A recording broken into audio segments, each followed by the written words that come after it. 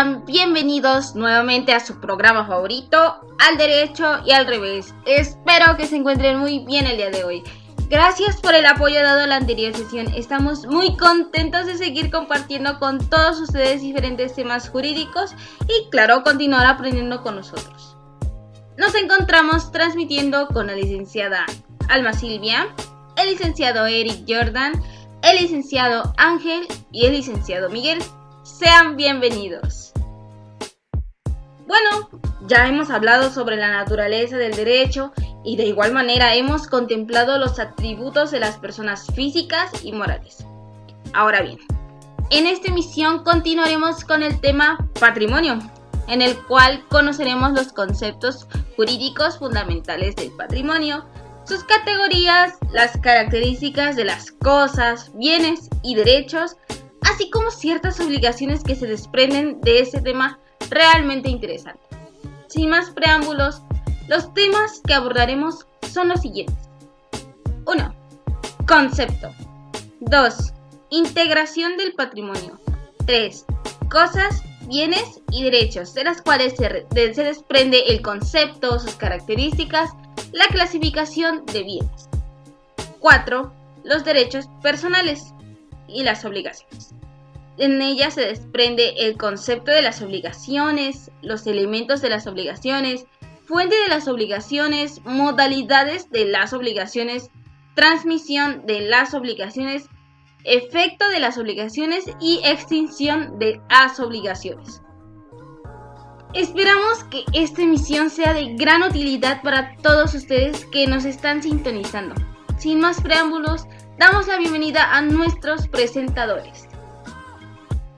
Hola, licenciada Alma, es un gusto verte de nuevo y gracias por compartirnos una visión más amplia en la exposición de los diferentes temas a tratar. Hola Yesenia, audiencia que nos escucha desde diferentes puntos, el gusto es todo mío y por supuesto es muy grato para mí que me invite nuevamente para poder compartir con todos ustedes información que nos ayudará para nuestra formación como ciudadanos. Como hemos mencionado al inicio de este programa, hablaremos sobre el patrimonio. Licenciada Alma, ¿nos podrías introducir a esta sesión definiendo la palabra patrimonio? Claro, primeramente, el patrimonio es el conjunto de bienes, derechos y obligaciones de una persona estimable en dinero, es decir, todo aquello que vale cierta cantidad monetaria, además de que es heredable. El patrimonio puede ser tanto obras de artes, edificios, terrenos o dinero en sí mismo. Claro, entonces podemos definir como patrimonio el conjunto de bienes y obligaciones que posee una persona natural, física o jurídica, ¿es correcto? Exactamente, también podemos mencionar que se divide en tres categorías, de uso común, destinados a un servicio público y los propios. ¿Tienes una idea del concepto de alguna de estas tres categorías? Bueno, particularmente considero que los de uso común son aquellos bienes de dominio público de los cuales no necesitamos cualidades especiales, ya que estos bienes comúnmente provienen de la naturaleza. Es totalmente correcto, puesto que podemos decir que el bien de uso común es el que puede ser ejercido por cualquier administrado, sin que requiera una cualificación especial de este, si siquiera la cualidad de nacional es necesaria. Y como bien lo mencionas, el uso común de los bienes de dominio público puede derivarse de la naturaleza misma de esos bienes o de la naturaleza del acto de afectación. En el primer caso tenemos, por ejemplo, las playas del mar dentro de ciertos límites establecidos por las leyes. En el segundo caso, se podría señalar la apertura de una autopista que nos da libre posibilidad de transitar por ella, ya que están abiertas a la colectividad. Bueno, por otra parte, los bienes destinados a un servicio público pueden ser objeto de utilizaciones que, en distintos grados, excluyen el uso común sobre una porción del bien, pero sin impedir que el bien, considerado en su totalidad, cumpla su destino para el uso general. ¿Nos puedes mencionar algunos ejemplos, por favor? Claro que sí. Un ejemplo claro son aquellos lugares de estacionamientos exclusivos para vehículos automotores, también la colocación de postes o tuberías, las cuales son colocadas en calles públicas para el funcionamiento de otros servicios de igual manera públicos, como son el teléfono, agua o luz. Según los fines que se persigan por las concesiones de las utilizaciones privadas, hay que distinguir. Primero, las que tienen por objeto facilitar actividades individuales privadas como, por ejemplo, los kioscos de venta de revistas que en la actualidad se permiten en los parques. Segundo, las que se otorgan a los particulares para procurar una mejor utilización conforme a su destino habitual. Por ejemplo, los permisos que se les hace a personas para que en sitios públicos se instalen parques de diversiones en las ferias de cada pueblo. Tercero, las necesarias para el funcionamiento de los servicios públicos, por ejemplo, en el caso de que se rompe la calle para hacer instalaciones telefónicas y para colocar tuberías. Y cuarto, aquellas necesarias para que ciertos bienes puedan lograr sus fines específicos, por ejemplo, el otorgamiento de puestos en los mercados y nichos en los cementerios. Nos mencionaba el artículo 767 del Código Civil que los bienes de dominio del poder público se dividen en tres bienes, los cuales son de uso común, bienes destinados a un servicio público y bienes propios del Estado. Como ya habían mencionado mis compañeros, los bienes de uso común se llaman así porque se pueden aprovechar de ellos todos los habitantes de una república, claro, con las restricciones que imponga la ley, pero los bienes de uso común solo son aplicables a la federación, nunca a los estados o municipios. Por ejemplo, las playas, las bahías, los muelles, los malecones, las vías, las carreteras, plazas, paseos, etc. Los bienes destinados a servicios públicos, que estos pueden pertenecer a los tres estados de gobernación, federal, estatal o municipal. Estos pueden ser objetos de utilizaciones que en algunos casos excluyen el uso común, por ejemplo, como lo son los estacionamientos exclusivos de algún lugar como un supermercado o algún centro comercial. Y por último tenemos a los bienes propios del Estado, que estos, al igual que el anterior, pues puede pertenecer a los tres niveles de gobierno, pueden ser públicos o privados. Por ejemplo, cuando los particulares no cumplen con el pago de impuestos, se les puede llegar a embargar las computadoras, carros o inmuebles que tenga este. Vaya, qué interesante. Son tres categorías que particularmente no conocía completamente y quizá nuestra audiencia también se sorprendió. Licenciado Miguel, ¿nos puedes exponer los elementos de los cuales se integra el patrimonio? Claro, primeramente su composición, la cual mencionamos como conjunto unitario de derechos y obligaciones, entendida como la concurrencia en bloque y simultáneos, ya sean de derechos y obligaciones conectados, es decir, unidos entre sí por algún elemento de hecho o derecho, afectados a un fin determinado, para que conceptualmente se entienda la existencia de un patrimonio jurídico.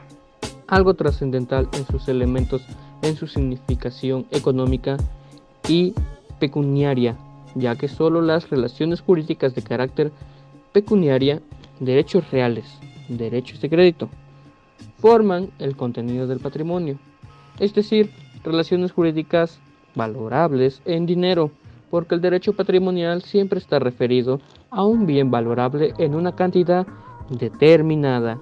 Finalmente, su atribución a un titular como centro de relaciones jurídicas, porque para que existan derechos y obligaciones deben existir un titular de ellos, algo o alguien que en su universo propio que los detente, sea persona natural o jurídica. Si se tiene el derecho, es acreedor o titular protestativo de un crédito. Esta es una posición activa. Por el contrario, si se tiene la obligación o el deber, se es deudor y se está en una posición pasiva.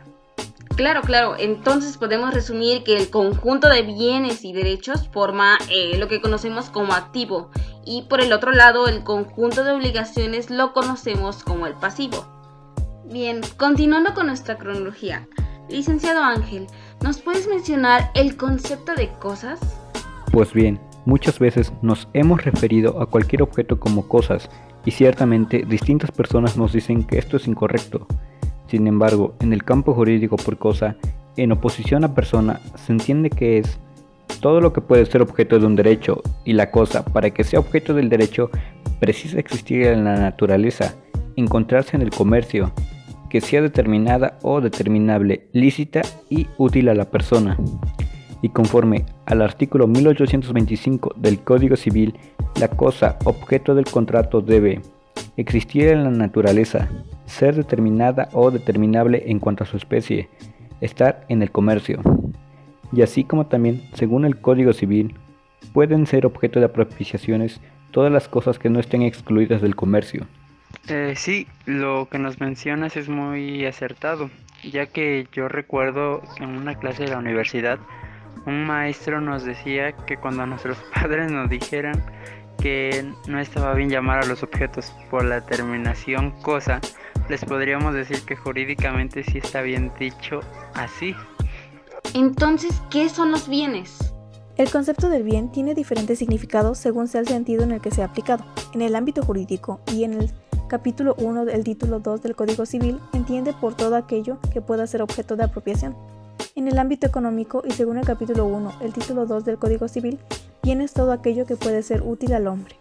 Entre los bienes podemos encontrar los bienes muebles e inmuebles, los cuales según el capítulo 2 del Compendio de Derecho Civil 2, P70, entre comillas, se entiende por mueble a aquellos que pueden trasladarse de un lugar a otro, ya sea por sí mismos, como los animales, semovientes o por efecto de una fuerza exterior. Es decir, es o son todos aquellos que podemos trasladar con facilidad. Ejemplo, los equipos de oficina, equipos de cómputo, cosas comunes como televisores, bocinas, etc.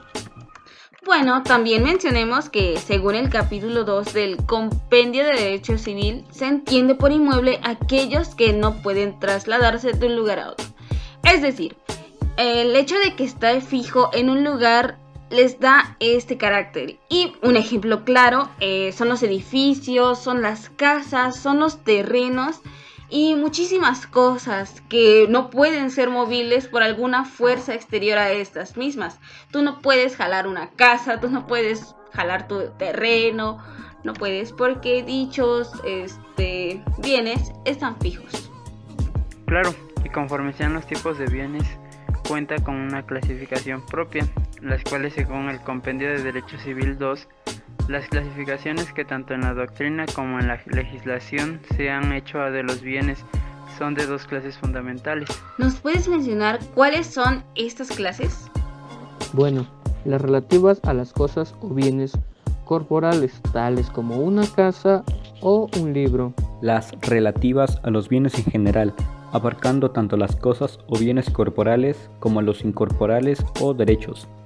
Bueno, también comprendo que dichas clases se subdividen. Si hablamos de los bienes corporales, se clasifican desde 3 puntos de vista, que son los fungibles y no fungibles, los consumibles por primer uso y los no consumibles, los bienes con ciertos dueños desconocidos o bienes sin dueño, abandonados o de un dueño ignorado. Mencionemos la clasificación que abarca tanto a los bienes corporales como a los incorporales. Comprende a bienes muebles e inmuebles. Ejemplos de estos serían en caso de los muebles joyas u obras de arte y en caso de los inmuebles edificios o casas. B. Bienes corpóreos e incorpóreos. Los corpóreos serían carros o electrodomésticos, mientras que los incorpóreos serían todo aquello que es percibido por la inteligencia. Y C. Bienes de dominio público, ya sean hospitales o escuelas mientras sea pública, y de propiedad de las particulares, por ejemplo, tierras que carezcan de dueño. Claro, entonces, licenciado Miguel, ¿nos puedes decir qué son los bienes fungibles? Bueno, según el Código Civil, artículo 268, los bienes fungibles son aquellos que tienen un mismo poder liberatorio, es decir, que sirven como instrumento de pago con un mismo valor y que por lo tanto pueden ser reemplazados en el cumplimiento de las obligaciones. Algunos ejemplos de ellos son los bienes materiales como carros, equipos, especias, bienes monetarios como el dinero, entre demás cosas. Y en cuestión de los bienes no fungibles, Los bienes no fungibles, según el Compendio de Derecho Civil 2, página 68, son aquellas cuyas características específicas o individuales son jurídicamente relevantes, de modo que no pueden ser sustituidas ni subrogadas por otras. Ejemplo de ello podríamos encontrar las pinturas o piezas de arte, los monumentos y demás cosas. y bien, finalmente, ¿qué podemos mencionar sobre los bienes monstrencos? Los bienes monstrencos, según el Compendio de Derecho Civil 2, P68, son muebles abandonados cuyo dueño se ignore. Es decir, estos tipos de bienes podrían ser autos de camionetas abandonadas, objetos, abandonados. Claro, entonces un ejemplo clarísimo que podríamos poner es acerca de los bienes que se encuentran en diferentes puntos de la ciudad, los cuales están abandonados y están empolvados, sin llantas, oxidados, y los cuales no podemos ver quién es el dueño porque nadie lo reclama. Pasas diariamente y el coche sigue ahí. Estos bienes se les llama bienes monstruencos. El derecho aplicado al aspecto de patrimonio y bienes, según el capítulo 2 del Compendio de Derecho Civil 2, parte 16, se entiende como el conjunto de posibilidades normativas que el derecho reconoce para poder realizar los actos jurídicos inherentes al aprovechamiento total o parcial del objeto sometido a su poder. Es decir, son poderes jurídicos que en forma directa e inmediatamente ejerce una persona sobre bienes determinados para su aprovechamiento económico, total o parcial. En este ámbito del derecho podemos encontrar varios tipos, entre los cuales oscilan los derechos personales, los cuales según el Compendio de Derecho Civil 2 se define derechos personales como una relación jurídica que otorga al acreedor la facultad de exigir al deudor una prestación o una abstención de carácter patrimonial o moral. Pues bien, en sesiones anteriores hemos platicado de ciertas características acerca de los derechos humanos. Ahora bien, podemos mencionar que los derechos personales poseen ciertas características que los diferencian de los demás, los cuales, si nos basamos en los que dice el derecho romano, son innumerables, ya que las partes pueden crear las relaciones que estimulen convenientes a través del principio de la autonomía o de la voluntad, con la única limitación que actúen en derecho. Tienen un carácter relativo. Bueno, ya que solo pueden exigir respecto de las personas que han contraído obligaciones correlativas y que vienen la intervención de tres elementos, que son el acreedor, el deudor y la prestación. Y de igual manera otorgan las acciones personales, que son aquellas por medio de las cuales el acreedor puede exigir el cumplimiento de la obligación del deudor. Bueno, a partir de lo anterior comprendemos que al poseer derecho también se crean obligaciones. Y bueno, cuando nos referimos a obligaciones podemos pensar en cualquier tipo de ellas, ya sea desde las obligaciones más comunes como las que tenemos como hijos, estudiantes, padres, hasta como las obligaciones específicas referentes a materia de derecho fiscal, económico, y especificándonos en estos últimos tipos de obligaciones podemos encontrar ciertas características y definiciones. Retomando lo que nos dice Ceri, lo que nos plasma el capítulo 3 del Compendio de Derecho Civil 2 es un vínculo jurídico en virtud del cual una persona llamada deudor se encuentra constreñida, o sea, obligada, jurídicamente con otro denominado acreedor a realizar una prestación de dar.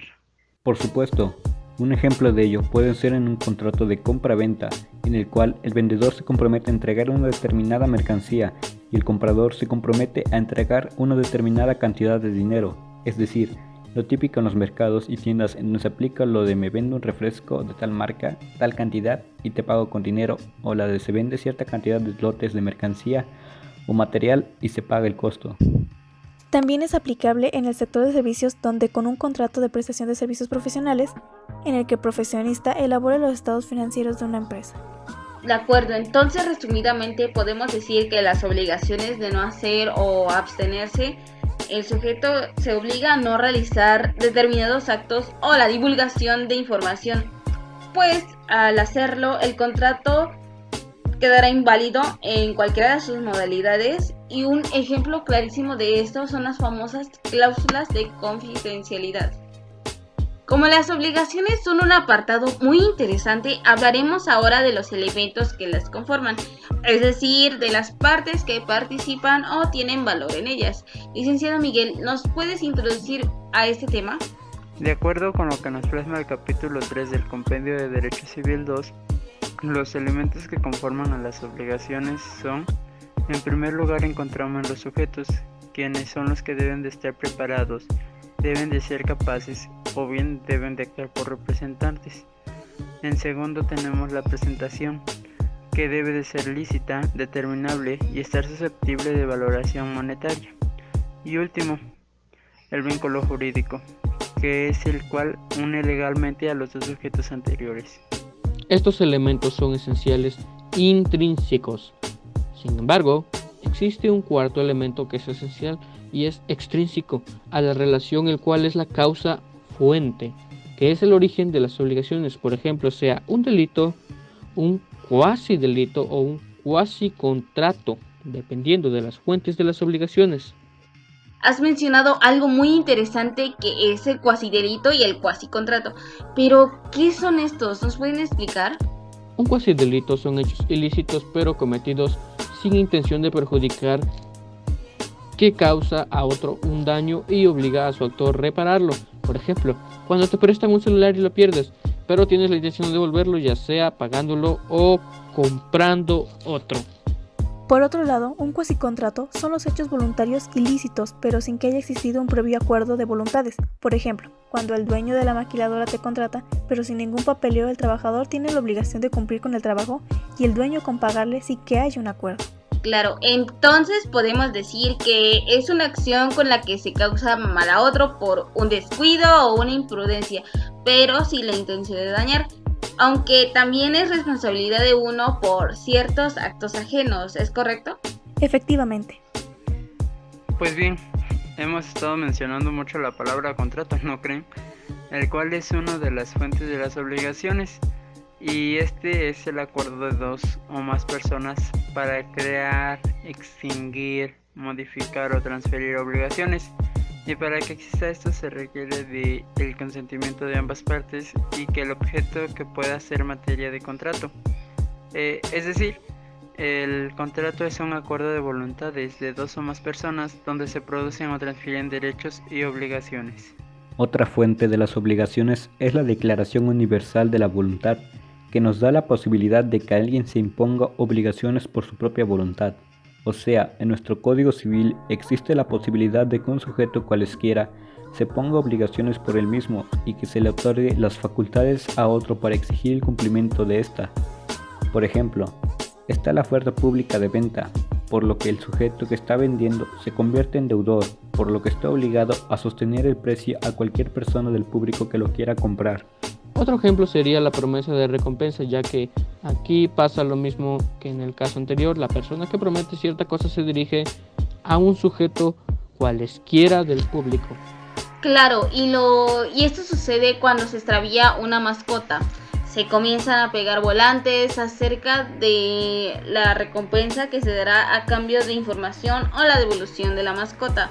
En el momento en el que nosotros estamos prometiendo algo, tenemos la obligación de dar esta bonificación a partir de dicha promesa. Puedo mencionar de igual manera es la estipulación a favor de terceros, que al realizar un contrato estipula entregar algo a una persona ajena al contrato, o sea, al tercero que se obliga a cumplir lo prometido. Por ejemplo, cuando una persona saca dinero o hace préstamo, pero no es para ella, es para alguien más que es quien va a dar los pagos. ¿Qué otras fuentes de las obligaciones nos podemos referir? Delito penal es un hecho doloroso que causa daño y está sancionado por el Código Penal, además de tener una pena o sanción. El delito civil es un hecho doloso que causa daño y no está sancionado con el Código Penal, solo tiene como consecuencia reparar el daño ocasionado.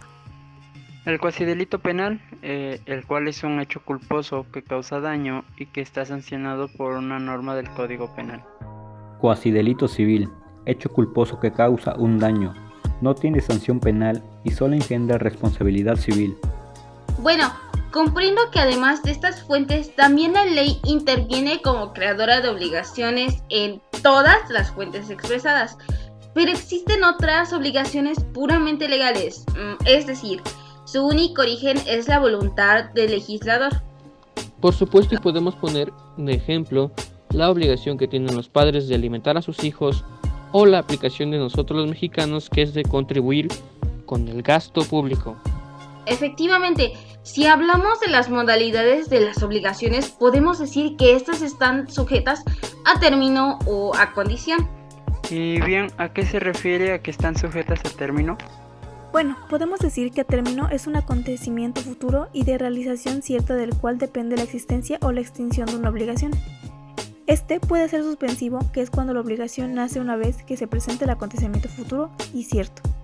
Sí, y también puede ser extintivo, que es cuando el vencimiento del término da fin a la obligación.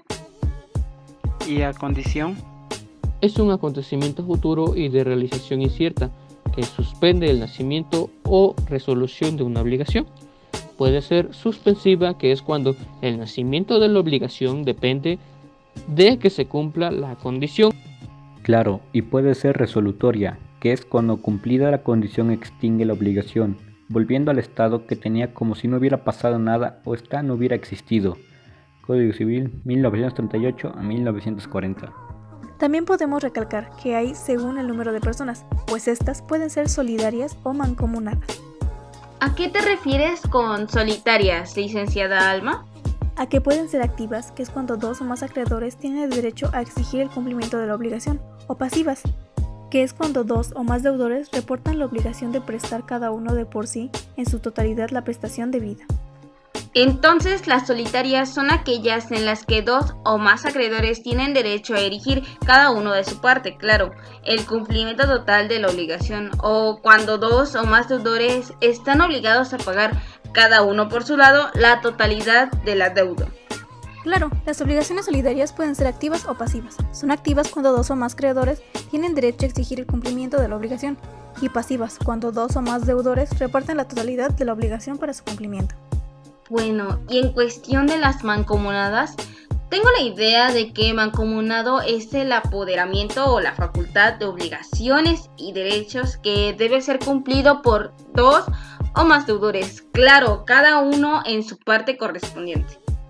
efectivamente, las mancomunadas son aquellas en las que existen varios deudores o acreedores. Además, es posible dividir la deuda en tantas partes como haya deudores o acreedores.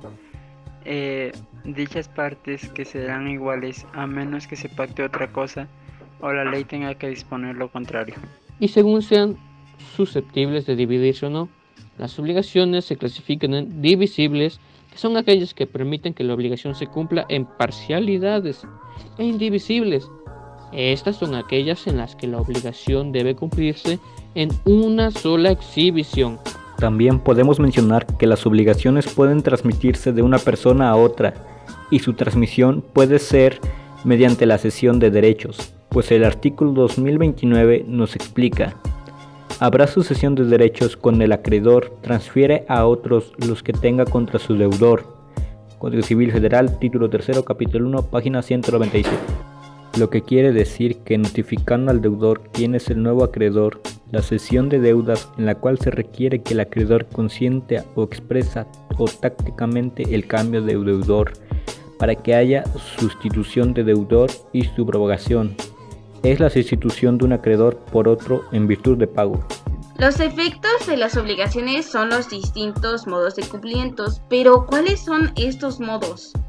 Cumplimiento voluntario. En esas el deudor cumple la prestación debida, ya sea por el convencimiento o por temor. El fenómeno de la ejecución voluntaria pasa inadvertido. Otro es el cumplimiento forzado, y que este recurso está respaldado por la fuerza pública. Este cumplimiento sucede ante el incumplimiento del deudor. El acreedor dispone de los medios legales a fin de que el deudor le procure aquello a lo que se ha obligado. Los recursos se canalizan por intermedio de la autoridad judicial. Nunca puede hacerse justicia por mano propia.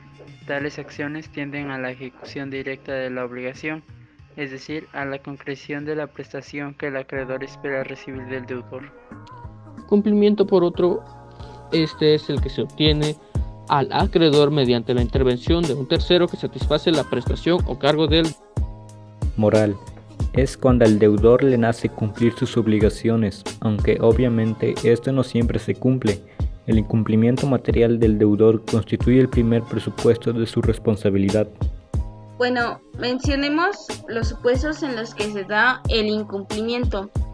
Bueno, primeramente es el incumplimiento definitivo, que es por daños y perjuicios. El incumplimiento parcial, el cual nos indica que el acreedor no puede ser obligado a recibir pagos parciales. Y el incumplimiento defectuoso, que es necesario ante todo saber cómo se determina el pago. Mencionemos que la interpelación es el acto por el cual se intima al deudor bajo apercibimiento de considerarlo en mora. No se le comunica que cayó en mora, sino que en un plazo determinado caerá en mora. De acuerdo, entonces, en otras palabras, podemos definirlo como requerir a alguien que dé explicaciones o bien plantear un parlamento alguna cuestión ajena a los proyectos de la ley y a las preposiciones. Correcto. Ahora bien, hablaremos acerca de la extinción de las obligaciones a base de pago, el ofrecimiento de pago y consignación, dación de pago, compensación, novación, confusión, remisión, pérdida de la cosa, prescripción, revocación y rescisión. Bueno, primeramente, ¿qué es el pago? Es un acto jurídico consensual. Consiste en el cumplimiento de una obligación de dar, de hacer o de no hacer, que se ejecuta con la intención de extinguir una deuda preexistente. En el artículo 206 del Código Civil establece: pago o cumplimiento es la entrega de la cosa o cantidad debida, o la prestación del servicio que se hubiere prometido.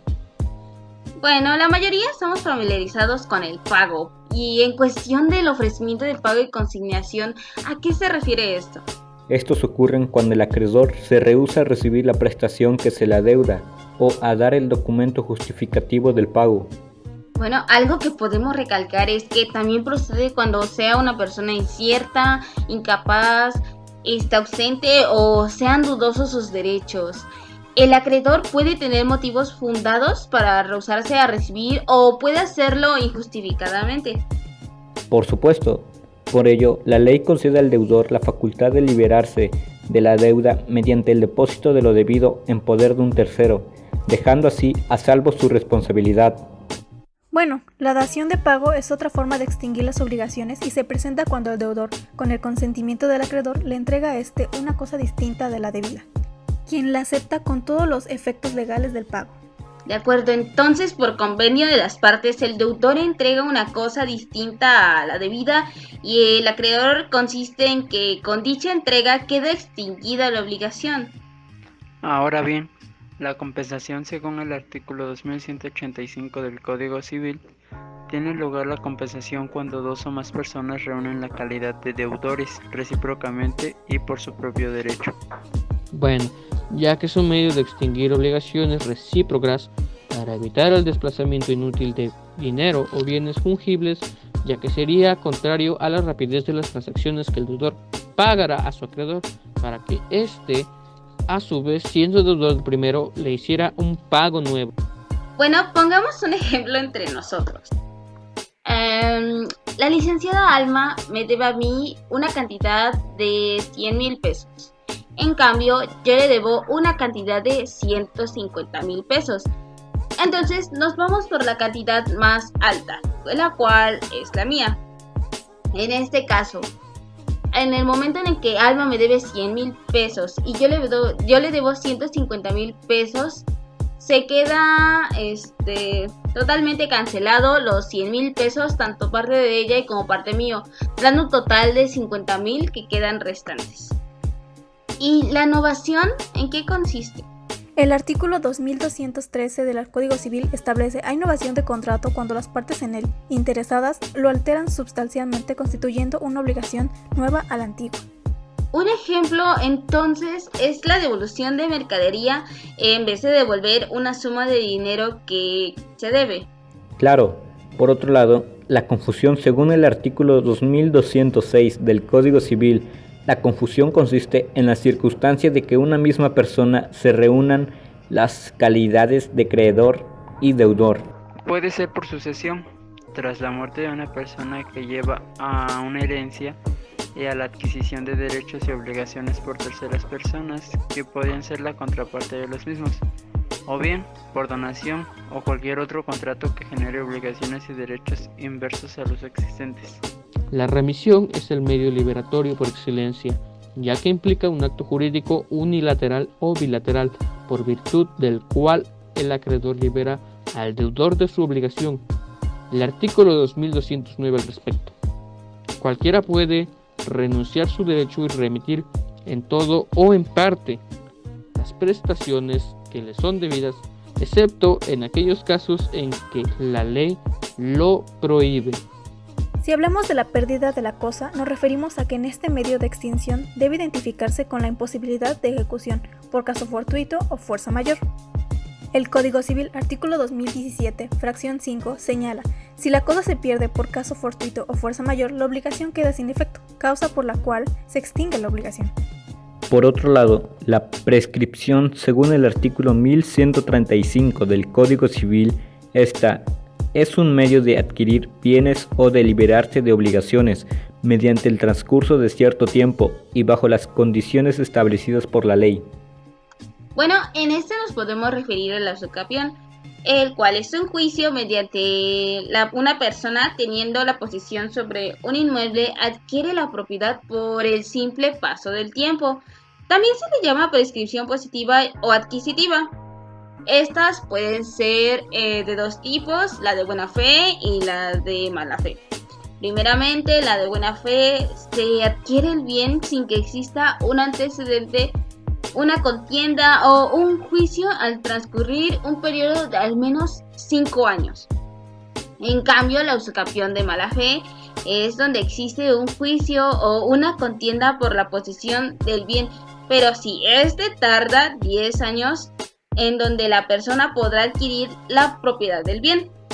En cuestión de la revocación, esta se presenta como un acto jurídico por medio del cual una persona se retracta de lo que ha otorgado a otra en un acto unilateral o a título gratuito celebrado anteriormente, privándolo de los efectos jurídicos, por lo que extingue las obligaciones que de ello se derive. Bueno, entonces podemos decir que un ejemplo de este es cuando se dona un bien inmueble y el donante se arrepiente de la donación, y es ahí cuando exige la devolución del bien por ingratitud. Ok, finalmente, ¿qué es la rescisión? Es la extinción del vínculo jurídico con obligaciones recíprocas que exige la parte que ha cumplido o que está en posibilidades de cumplir a causa del incumplimiento culpable por su contraparte de una de las cláusulas principales del convenio, generando además a favor del perjudicado el derecho de resarcimiento de daños y perjuicios. Como conclusión, el patrimonio es un grupo de bienes, obligaciones y derechos que tiene un valor monetario. El patrimonio, cuando la garantía no recae sobre un bien en particular, garantiza el cumplimiento de las obligaciones del deudor, las cuales pueden transmitirse, pues como explica el artículo 229, habrá sucesión de derechos cuando el acreedor transfiere a otros lo que tenga contra su deudor. Sin embargo, se debe tomar en cuenta que es necesario cumplir con el préstamo que se haya otorgado, pues el incumplimiento de este puede llevar a grandes consecuencias, las cuales sus efectos son inmediatos y que incluso si se decide no cumplir con ellas, la autoridad te obligará a hacerlo, así que es mejor hacerlo por mano propia. En esta emisión nos deja como enseñanza que el patrimonio es lo que nos representa. Este puede estar en bienes muebles como dinero, carros, ropa, etc., o en bienes inmuebles como lo son las casas, los terrenos, los edificios, entre otros. Todos tenemos un patrimonio, hasta el vagabundo del centro lo tiene, y como decíamos, solo tenemos uno. Nadie puede tener dos o más patrimonios.